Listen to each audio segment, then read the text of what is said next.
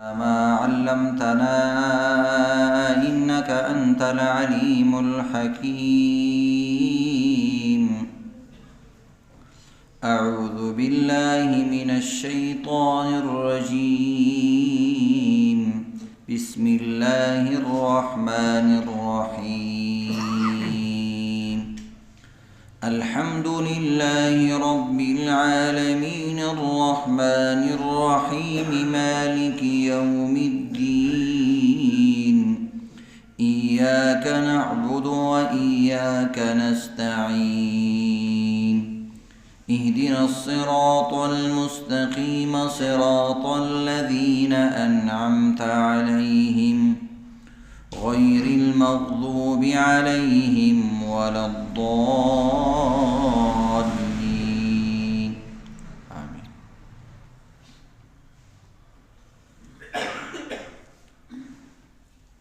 سورة فاتحة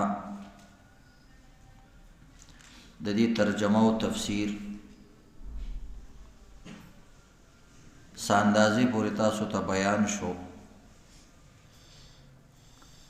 د سورة فاتحه په اختتام کې مونږ او تاسو آمین وایو. نن د آمین متعلق چې لفظ د آمین معنا څه ده او لفظ آمین قرآن کې ولې نه دی لیکل شوی او آمین په موږ کې په زور به وایي که په مزه به وایي، دا مسله به تاسو ته بیانېږي.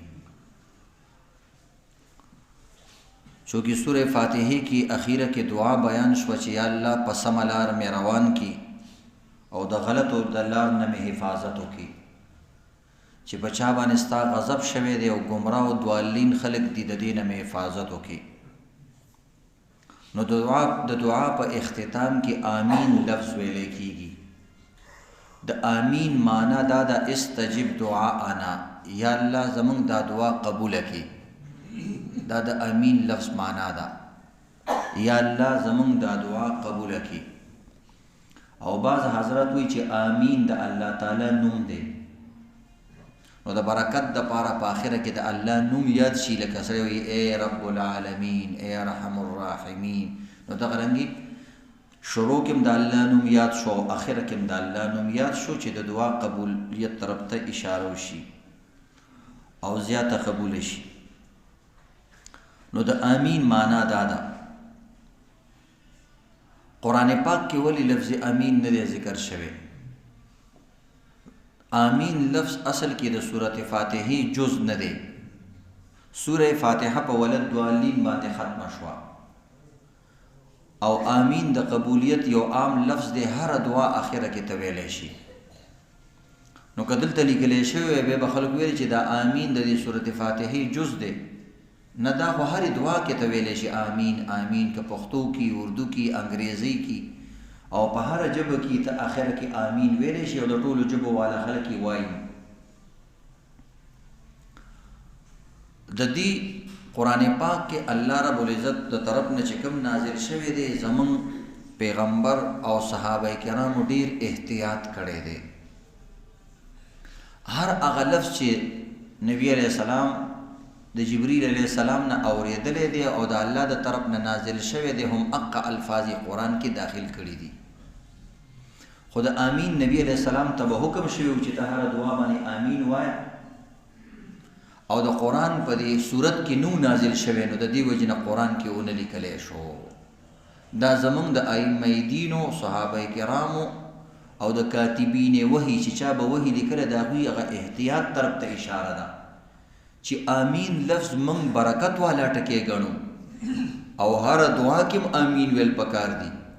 خو چونکې د قرآن کې نه دی نازل شوی، نو قرآن کې به موږ نه لیکو.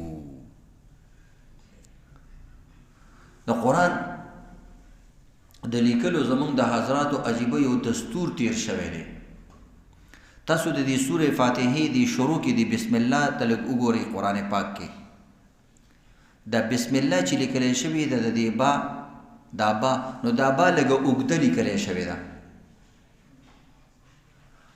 عام ځایونو کې با داسې نه لیکلی کېږي او دلته چې کوم دی با اوږده لیکلی شوې ده د با داسې د الف په شانې لږه غټه کړې ده بسم الله کې دا با وګورئ داسې د الف په شانې لږه اوږده کړې ده ولې ځکه چې نبي علیه الصلاة والسلام باندې کله دا آیاتونه او دا نازل شو نبی علیه الصلاة والسلام حکم ورکړو نو ویلې با پکې اوږده ولیکئ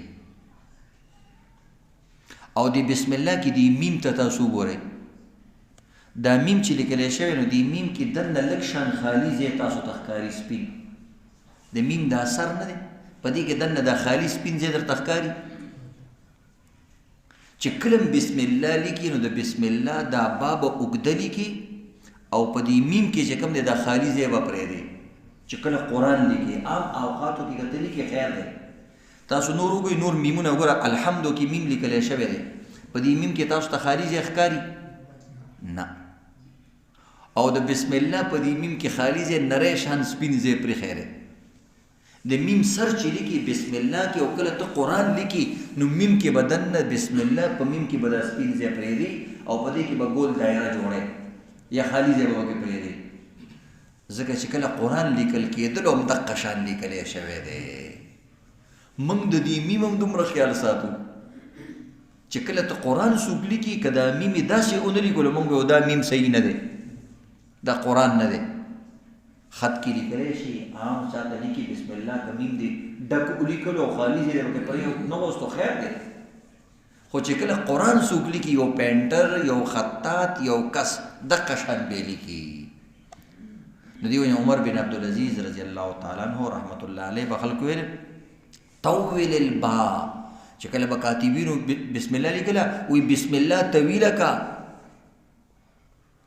او په دې میم کې چې کوم دی منځ کې خالي ځای پرېږده زموږ علماو او چې کومو خلکو موږ ته قرآن را رسولی دی هغوی دومره احتیاط کړی دی دا مې درته یو ساده یو څو نشانې نه ویلې اچانک زما ذهن کې دا رال نو دقه طریقې سره چونکې د نبی علیه السلام زمانه کې قرآن کې آمین نه دی لیکلی شوی او نبی علیہ السلام نه دی ویلي چې دا د قرآن جز دی او آمین په سنت سره ثابت شوی په حدیث سره ثابت شوی دی نو دی وجې نه آمین به ورسره وایي چې کله هم د الحمدلله ویله خو قرآن کې به آمین نه لیکي ښه ټکی دی بهتر ټکی دی خو موږ یې قرآن کې نه لیکو ځکه چې سید الکائنات نه دی لیکلی نو د الله د طرف نه به هم دا شوي چې می لیکئ خو چونکې په احادیثو کې د آمین ډېره تذکره راغلې ده نو د دې وجې نه آمین یو بهترین لفظ دی کله هم چې موږ سورت فاتحه وایو که په مونځ کې وایو که بارې وایو او که عام دعا وایو موږ پکې آمین خامخا وایو ځکه آمین د دعا نه پس ویل دا مستحب طریقه ده او دا ښه طریقه ده چېرته د قرآن آیاتونه یو څو ځایونو کې چې راشي د قرآن پاک اعجاز به تاسو ته بیانو دا اوس چې موږ کوم ترجمه تاسو ته شروع کړې ده دا اوس هم تفصیل سره نه ده اولا کې تاسو هم ستړي شوئ او زه هم څه نه څه درجه کې ستړي شوم نو بس فاتحه هم ختمه کړه دا د قرآن پاک یو یو ټکي کې انسان پوره بحثونه کولی شي او عجیبه عجیبه خبرې پکې راځي نو آمین دا مسله درېمه مسله دا د مونځ کې به آمین جهري وي او که سري وي او د دې باره کې اوسني امت کې کمې زیاتیانې دي او کم فتنه فساد دی هغې طرف ته اشاره عزتمندو زموږ دین کې ډېرې مسلې دي او ډېر صورتونه دي هغه جایز دي خو د ټولو نه لوی څیز د امت دپاره امن و امان دی او د فساد نه ځان بچ کول دي هغه مسایل چې هغه فرایض وي او هغه مسایل چې کوم د عقیدې مسلې دي په دې کې خو کمپرومایز نشته او سمجوته نشته او د یو بل خاطر پکې نشته که څوک دغه فرایضو ته او دغه عقیدو ته غلط وي هغه به سره جنګ هم کولی شي او هغه سره سخت هم کولی شي ځکه چې د اسلام نه فرایض ختم کی او عقیدې ختم کی نو اسلام به بیا ویسه ده ویسه ده اسلام څه ته وایي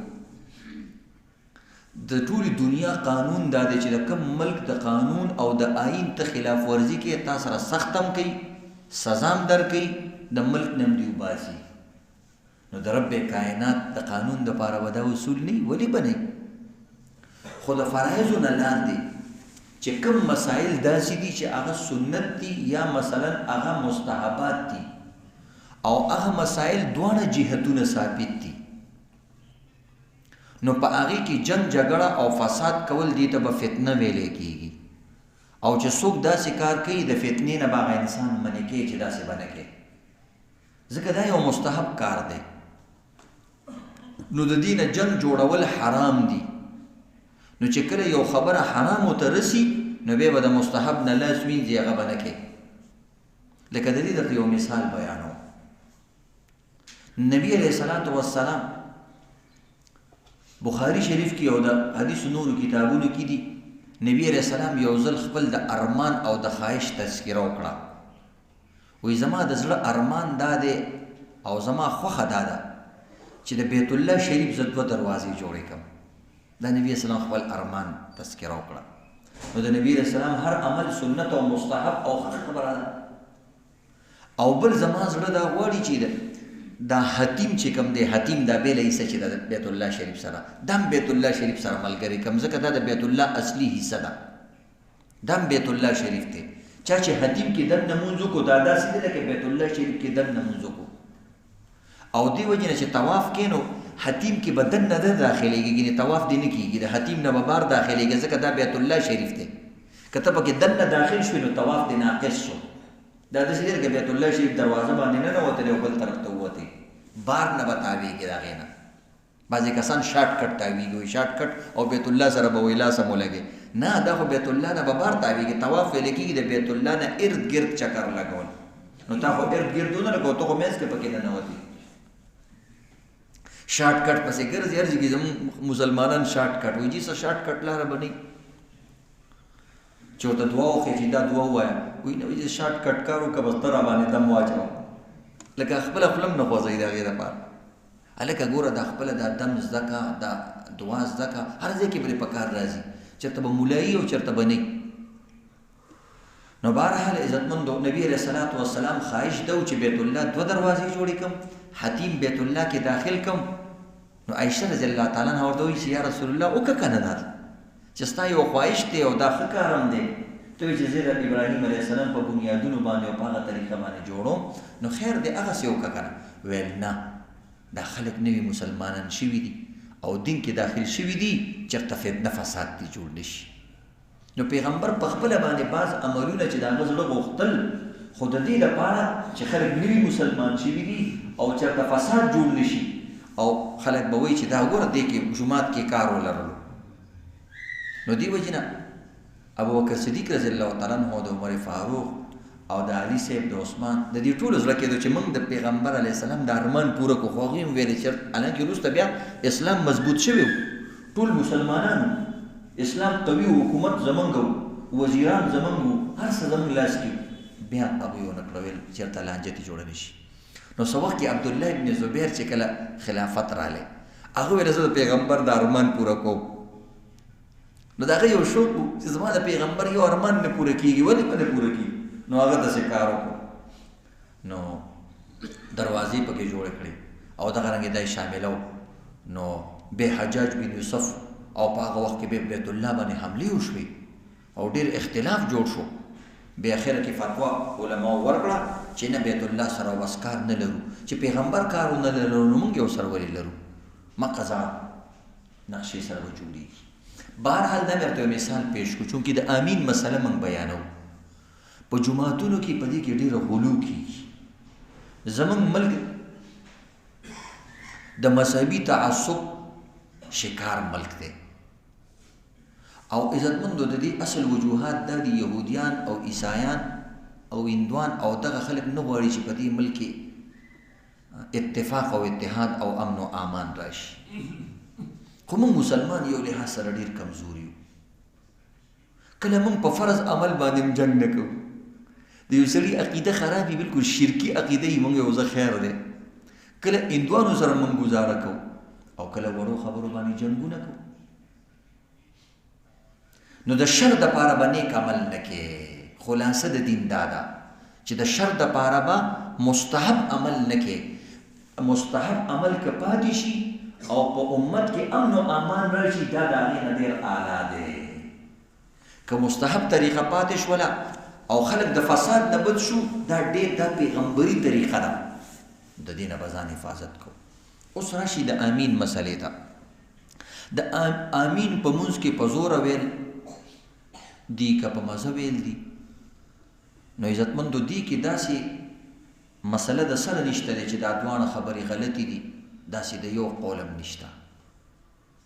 لکه چې کوم خلک وایي چې امین په زور ویل پکار دي، هغوی هم دا نه وایي چې امین په مزه ویل غلط دي، ځکه د حدیثو کتابونو کې دا حدیث راغلی دي. او څوک چې په مزه باندې وایي هغه دا نه وایي چې امین په زور ویل غلط دي. نو معلومه شوه چې په دې خبره کې د سره جنګ شته نه دی. جنګ هغه ځای کې راځي چې زه وایم ستا خبره غلطه ده، ته وایې زما خبره غلطه ده. په دې باندې درته وروسته یو ناشنا قسم کو چې په دې خبره باندې صحیح طریقې سره پوه شي. نو چې کوم ځای کې په امین جنګ جوړیږي، بس هلته به بیا امین نه وایې، ځکه ستا د خبرې نه شر جوړ شو او د نیک کار نه شر نه جوړیږي، خو پته لګېږي ته په غلط نیت وایې. اوس دا د دې کې جګړه ده څه ده یا اختلاف پکې څه دی؟ اختلاف صرف دې کې د راجح او د مرجوح دی، افضل او غیر افضل دی، ډېر ښه او لږ ښه. نو هر سړی وایي زما شوملې خوږې دي او مزېدارې دي، خو دا د جنګ مسلې نه دي. نو البته موږ د لږ تفصیل سره دا مسله د دې وجې نه بیانوو چې د بل جانب نه چې کوم کسان په زور باندې امین وایي، هغې کې بعض جاهلان دي او قمقل دي او بېوقوفان دي او د امت امن و امان هغوی ته محبوب نه دی او هغوی د جوماتونو فسادونو ته خوشحالیږي. نو هغوی چې کوم عام خلک دي د هغوی مولیان نه، هغوی په دې خبره باندې پوه دي. نو هغوی عوام تیاری او د جوماتونو تیریږي او ورشه هلته امین ووایه او دلته امین ووایه او دلته امین ووایه او درجه ورته نه بیانوي چې لکه دا یو مستحب خبره ده. که چا امین په مونځ کې هم نه ویلو چورلټه، بلکل یې امین هم نه ویلو هم یې مونځ کېږي. چا امین بلکل پکې ونه ویلو، نه په مزه وویلو نه په تیز وویلو، هم یې مونځ کېږي. نو چې یو دومره معمولي مسله ده، نو د دې نه شر ولې جوړوي او چغې ولې وي او ولې نور عوامو له تکلیف ورکړي؟ د مذاهبو قدر کول عزتمندو دا په موږ باندې ضروري دي. الله څلور لارې جوړې کړي دي، امت تقسیم کړی دی او په بیت الله شریف کې باقاعده څلور مسلې لګېدلې د امامانو، څلور مسلې به لګېدلې، څلور ګمبدونه جوړ شوي، بېل بېل امام به مونځ کو، د عربو نه د مسجد نبوي نه او دغه رنګې د حرم شریف د دغې نه دا طریقې را روانې وي، هغوی پرې رد نه دی کړی، څلور امامان دي، څلور مسلې دي، بېل بېل مونځ کوئ، یو بل سره هېڅ اختلاف نشته. یو ډاکټر نه علاج کوي چې بل ډاکټر له لاړ شي وایي دا دوایي مه خوره، چېرته مونږ بیا هم نه وایو، هغه ډاکټر هم پوهېږي. یو وکیل درته وایي دا کار کېږي، بل وایي نه کېږي، څوک هم وایي چې بس پرېږده دا کیس د سره کومه نه، وایي نه خیر دی چلو شو اختلاف دی خو کیس سر ته رسوم. یو ډاکټر ورته وایي د اپریشن نه بغیر ستا علاج نه کېږي، بل وایي کېږي، بل ورته وایي ته مرې دی نه، بل ورته وایي نه مړه زه درله داسې دوايي در کوم چوټکیانو کې ټیکېږي. یو سړی هم داسې نه وایي چې زه علاج نه کوم، هغو کې که ډاکټرانو کې اختلاف دی، وکیلانو کې اختلاف دی. دقرنګې دین به د اختلاف د وجې نه اختلاف رحمت دی چې یو ځای کې تا ته یو لار ده او یو ځای کې څلور لارې دي، اپشن یې چې ډېرې شي خو سهولت شو که نه، دا هم کولی شي، دا هم کولی شي، دا هم کولی شي، خو دا طریقې به یو بل سره داسې نه ګډوډوي چې د دې نه شر جوړ شي. لکه اوس زمانه کې بعض خلک داسې کوي او دغه خلک د انګریزانو نه مخکې نه وو، دا د انګریزانو نه وروسته شروع شوي دي، باقاعده نوم هم له هغه وخت کې ورکړی شوی دی. نو دې وجې نه موږ مسلو ته نه وایو، ګینې موږ چې بیت الله شریف ته لاړ شو، چېرته موږ هلته د امین والا ته ویلي چې ته غلط یې؟ نه، هلته امین وایي که نه؟ او چېرته هغوی د ممبر نه دا ویلي چې دا کم کسان د پاکستان نه راځي او دا امین نه وایي نو دوی دې نه راځي، دا خو غلط خلک دي؟ چېرته داسې چاته چا ویلي؟ نه.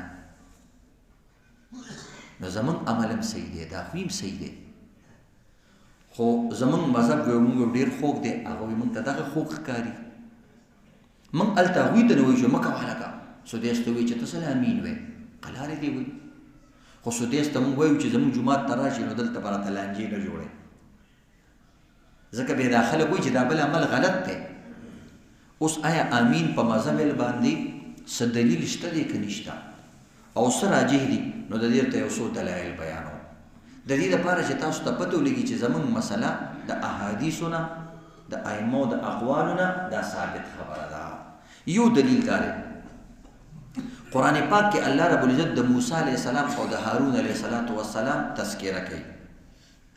موسی علیه السلام دعا کوله او هارون علیه السلام په آمین ویلو. الله وی قد اجیبت دعوتکما، موږ ستاسو دعا قبول کړه. نو تفسیرونو لیکلي دي علامه یوسفی رحمت الله علیه وی چې کان موسی اذا دعا امن هارون، موسی علیه السلام به دعا کوله او هارون علیه السلام په آمین آمین ویلو. یقول آمین آمین، دوانو دعا کوله. نو پته ولګېده چې آمین د دعا کلمه ده. دا یاد لرئ عزتمندو چې آمین باره کې څومره حدیثونه دي، که د مزه والا حدیثونه دي که پارام والا حدیثونه دي، دا ټول کمزوري حدیثونه دي. کمزوري په دې معنی سره چې اختلاف دی پکې، هغوی دا نه مني دوی دا نه مني، اختلاف پکې شته. نو موږ راشو د قرآن اصولو ته ګورو، د صحابه کرامو زندګي ته ګورو چې هغوی به څه کول. نو صحابه کرامو کې چې کوم لوی لوی صحابه کرام دي هغوی به آمین په مزه ویلو. اوس درته روایاتو کې زه هغه بیانوم.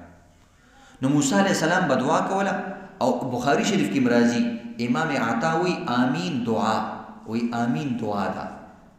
نو چې کله دعا ده نو راشه قرآن نه تپوس کوو چې دعا په چغو چغو باندې بهتره ده که په مزه بهتره ده. نو قرآن کې الله وی ادعوا ربکم تضرعا وخفیا، دعا کوه خفیه انداز کې. نو د قرآن د دې آیات نه معلومیږي چې آمین دعا ده او آمین د سورة فاتحې سم نه ده. نو دعا په مارام باندې بهتره ده او په زور باندې گنجائش لري. نو آمین په مزه ویل پکار دي. د قرآن د آیات ورته اشاره کړې ده چې دعا په آرام وایا او په مزه. یا د الله نوم دی او د الله نوم باره کې قرآن کې راځي ادعوا ربکم، خپل رب چې کله رابلي نو تضرعا وخیفا، په آرام په آرام یې رابله پاس. نو دا یو دلیل شو. دویم د عزتمندو حدیث کې راغلی عن وائل رضی الله تعالی عنه انه صلى مع النبي صلی الله علیه وسلم. وائل رضی الله تعالی عنه ما نبی علیہ السلام سره مونځ کو. فلما قرأ غیر المغضوب علیهم ولا الضالین قال آمین. وی چې کله نبی اسلام غیر المغضوب علیهم وویلو، وی آمین یې وویلو خو خفض بها صوته، آواز دلته خاموش شو، په مزه شو. آمین یې په مزه وویلو. ابو داود نوم به تاسو اورېدلی، دا مشهور د حدیثو کتاب دی ابو داود شریف. دا حدیث په هغه کتاب کې راغلی دی او دا مرفوع حدیث دی، نبی علیہ السلام ته رسېدلی دی. بل حدیث کې دی سموره ابن جندب، دا صحابي وی انه حفظ عن رسول الله صلی الله علیه وسلم سکتتین. وی نبی علیہ السلام به وی مونځ کې دوه ځله غلی کېدو، سکتې به یې کولې، خاموشه به شو. وی سکتتن اذا کبر، یو سکته خاموشي به وکړو چې کله به الله اکبر وکړو نو سات لا به خاموش شو. نو دلته به بیا څه ویل سبحانك اللهم وبحمدك، نو دا به په خاموش انداز باندې ویل. او دغه وسکتتن اذا فرغ من قراءة غیر المغضوب علیهم ولا الضالین، او چې کله غیر المغضوب علیهم ولا الضالین به ویلو نو دلته به आवाज غلی کو، سکته به دلته وکړه. نو موږ د دې حدیث نه د ابو داود شریف کې دی، ترمذی شریف کې دی. نور بعض موقوف احادیث تیغی کی راضی عن ابی وائل قال كان عمر وعلي رضی الله تعالی عنهما لا يجهر. وی حضرت عمر رضی اللہ تعالی عنہ او علی رضی اللہ تعالی عنہ لا يجهران ببسم الله الرحمن الرحیم ولا بالتعوذ ولا بالتامین. وی حضرت عمر سے او علی سے وی دب بسم الله الرحمن الرحیم هم په زور نه ویلا، په موږ کې خلک بسم الله وی سورۃ نمخ کې یا لغه سورۃ فاتحه نمخ کې، ولا بالتعوذ او اعوذ بالله به په زور نه ویلا، ولا بالتامین او نه به امین په زور ویلو. نو لوی صحابه کرام دي. او یو حدیث کې سره راځي عبد الله ابن مسعود رضی الله تعالی عنہ به هم دا سيزونه امین او دا مختلف اعمال دا به په زور نه ویل. یو روایت کې راځي امام محمد رحمت الله علیه وی امام ابو حنیفه رحمت الله علیه ماته فرمایل چې هغه د حماد نه اوریدلی او هغه د ابراهیم نخعی تابعین اوریدلی دي. وی اربع یخافت بهن الامام، سلور زین داسې دي چې امام بل تخاموشي، سبحانك اللهم وتعوذ من الشیطان اعوذ بالله من الشیطان الرجیم وبسم الله وآمین دا په معنا پاره بل دا الجوهر النقی کتاب دی د حدیثو یو امام د امام حافظ محدث علاء الدین ابن علی ابن عثمان ابن ترکمانی هغه وی دا په 745 هجری امام تیر شوی دی هغه وی چې اکثر صحابه کرام خفض الصوت بها اذا كان اكثر الصحابه والتابعين على ذلك وی اکثر صحابه او تابعین به امین په مذهب باندې ویلو نو موږ د اکثر صحابه کرام او د علی سیب او د عمر رضی الله تعالی عنہ دغه امام ابو حنیفه سفیان ثوری امام محمد امام شافعی رحمت الله علیه او قول چې په مذهب باندې به امین وي نو د دې ټول نه ثابت شو اوس دا خبره ده چې بعض روایتو کې خدا راځي چې نبی رسول الله په تیز आवाज باندې ویل موږ بالکل ویلې دي خدا یو سیز مقصد ته ګوره پس مقصد ویلو نبی علیہ السلام بمونز کی بعض وقت کی بعض کلمات او بعض خبرې په تیز باندې کولی هغه الفاظ د دې لپاره چې خلکو ته د دې عمل پته ولګي دي ته ویل کېږي تعلیما للامه د امت د تعلیم لپاره اوس هم کې بالفرض داسې زمانه راځي چې خلکو ته پته نه لګي چې په مونږ کې امین شته که نشته دی نو که امام په تیز باندې امین وویلو جماعت والا په تیز باندې امین وویلو نو خلکو ته پته ولګېده چې وایي دلته امین ویل دي په پټه باندې خو چونکې د پټې خو چاته پته نه لګېږي نو که د تعلیم لپاره کم امام نوي خلکو ته وویلو خیر دی خو افضل داسې دی ځکه وایل رضی الله تعالی عنہ وایي ما اراه الا يعلمنا وایي دا نبي اسلام موږ ته تعلیم راکوو ځکه په امین باندې آواز راخکلو او تیز یې وویلو او دا شان بعض وایي چې بعض حدیثونو کې راځي چې نبي اسلام به داسې امین ویلو چې اول صف والا اورېدو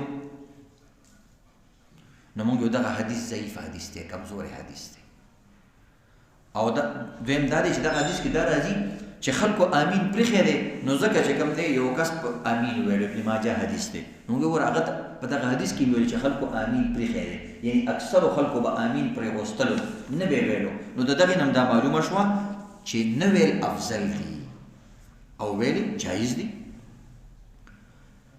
یو حدیث کې هغوی راځي وایي ګوره یهودیان تاسو سره حسد کوي په امین باندې نو تاسو امین ډېر وایي نو موږ امین خو موږ هم ویو که امین خو موږ نه پرېږدو دا خو هغه چاته وایي چې څوک امین نه وایي امین خو موږ وایو خو په مزه وایو نو امین ټکې وایي په هغوی باندې بد لګي او که ته وایي چې د دې نه تیز ثابتېږي نو د تیز لفظ دغه حدیث کې نشته او دغه رنګه یهودیان حضرت عایشې رضی الله تعالی عنها روایت کې د امین نه علاوه نور الفاظ هم راغلي دي هغې کې دا راغلي دي چې تاسو باندې اللهم ربنا لك الحمد چې کوم تاسو وایي په دې باندې یهودیان تاسو سره حسد کوي نو بیا خو پکار دی امام اللهم ربنا لك الحمد هم تیز وایي او بعض روایت کې سلام باره کې راغلي دي چې سلام باندې یهودیان تاسو سره حسد کوي نو دا خو ټول څیزونه مختلف څیزونو باره کې دا خبر راغلی ده نو بهرحال عزتمندو زمونږ مسلک دا دی د حدیثو په رڼا کې چې امین په مزه باندې ویل بهتر دی او دې ته چا موسه پورې غلط نه دی ویلی ځکه د حدیثو کتابونو کې په دې باندې احادیث راغلي دي بعض وایي هغوی حدیث راغلی چې تاسو داسې امین وایي چې فرشتې د چا په امین باندې امین وایي نو هغه قبلیږي نو موږ ته خدای حاضر ناظر وګڼه چې فرشتې په مزه باندې امین وایي که په تیز باندې چا اوسه پوه د فرشتو امین اورېدلی نو خو د فرشتو په شان ته هم امین ووایه که نه فرشتې هم په ارام وایي ته هم په ارام ووایه نو دې وجې نه عزتمندو په دې باندې جنګ جګړې نه دي پکار او بعضو روایتو کې چې راغلي دي نو هغې موږ له تعلیم دپاره نبي علیه السلام ویلي دي او یا جایز ورته موږ هم ویو چې څوک یې وایي خو د فتنې او د فساد دپاره یا هغه کسان چې امین په مزه وایي د هغوی مونځ ته غلط ویل دغه فتنهګر خلک دي دا فتنه کوي کله یو ماشوم ته وایي کله بل ماشوم ته وایي کله بل ماشوم ته ماشومان جماعتونو ته مختلفو جماعتونو ته رالیږي دا خو سبا اسانه خبره ده موږ به د وابیانو جماعتونو ته یو یو مقتدي لیږو چې وایي ته پاسېږه چې ابو داود شریف کې دي چې نبي علیه السلام په مزه باندې امین ویلو بس هغه به هغوی غریبانان به پریشانه کېږي بل ځای ته به بل کس موږ لیږو داسې به کوي دا غلطه طریقه ده که زموږ یو کس ځي او هلته وایي چې په حدیث کې راغلي چې نبي علیه السلام په